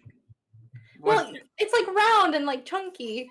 If you were to if I went to a shop now and I bought a goldfish and I stuck it in my swimming pool, obviously I would make sure it's not chlorine and stuff. The goldfish would grow to probably the size of one of those giant ones. Yeah, goldfish don't stop growing. The only thing that stops the size of their tank. The bigger tank you have, the bigger the goldfish is. Which I think is fascinating. Yeah, so maybe that can be an experiment one day. We'll get a pet goldfish for the stream, and Nice. we'll stick it in a big bowl in someone's garden and see what happens. There you go. There we go. Well, yeah. And I think on that note, we've gone over the 2-hour mark, which I didn't actually think we'd do. I think we can wrap it up there. I think considering we didn't think there'd be a podcast tonight, I think that's a pretty good one. We've covered a hell of a lot. Man, throwing a spanner in the works. No, he didn't. No, I mean, to be fair, his dad's birthday was yesterday. Yeah, They didn't do anything yesterday though, so they're doing something today. I don't think my dad celebrated his birthday in 20 years. How much can you celebrate a birthday during COVID anyway? They're like making a load of drinks. I don't know. It's because he lives in a house of 6, doesn't he? That's why. It's a party every night. They're making like some sort of punch. I don't know. You can have a pretty good party with your family, I reckon, for their birthday. There's only 3 of us here, so it'd be a meal and then a beer, and then I'd probably come up here anyway. That was what I did for mine anyway. Yeah. I did literally what I did for mine. I had a nice meal, a tea, with a beer, and then I came and played video games for the rest of the night. I think I streamed mine, but yeah. I streamed the night before mine. Nothing. I remember because I played FM and then just over midnight. I was like, happy birthday, yay. I had 2 shots with my dad. Nice. That was fun. It was like 3 in the afternoon as well. Like, it's just... No, it was like 7. It was a more reasonable time. Like, just having a shot in the middle of the day, it's just like, what's the point? Doing it for the sake of doing it. Yeah. Gotta catch up. You guys have had a lot more. That is true. We could have a whole stream on that. Yeah, that is a topic for another stream. An 18 plus stream. There are many stories for that. Just having a whole like special that isn't streamed and is YouTube only and it's 18 plus. And we talk about everything that you can't talk about because of Twitch TOS. Yeah. Exactly. Yeah. Sounds like a plan. But yes. I think that wraps things up. Kayla, thanks very much for popping on. Yeah. Thank you for having me. It was great to have you on, and thanks for last minute sort of filling Dunk's boots. Of course. Thank you as well to the Twitch chat and Q for the moderating. You've been pretty active. Few people coming in and whatnot. If you're watching this on YouTube, thanks for tuning in and whatnot. Like and subscribe. Yeah, those things. In terms of when this will be going out on the YouTube, I presume we'll have to just ask Dunk because he's him who does that. Yeah. Or I presume it'll either be tomorrow or well Sunday when we're watching this or recording this, or maybe Monday. I'm not sure. But he tends to get it out on a Sunday because he's quite quick with those things. In terms of when we're next on, I think Dunk will be back for that. I presume it'll be next Saturday unless there's any reason why you can't. It's Easter weekend, so I have Good Friday off. Yeah, I also have Friday off, so I don't. Not that it matters, but yeah, it'll be put on the socials. It'll either be Friday or Saturday night again. Yeah. Yeah. All that's left to say is thank you two for joining us, and thanks for everyone watching on YouTube and on Twitch, and we'll hopefully see you in the next one. Bye-bye. Buenos noches. See you later.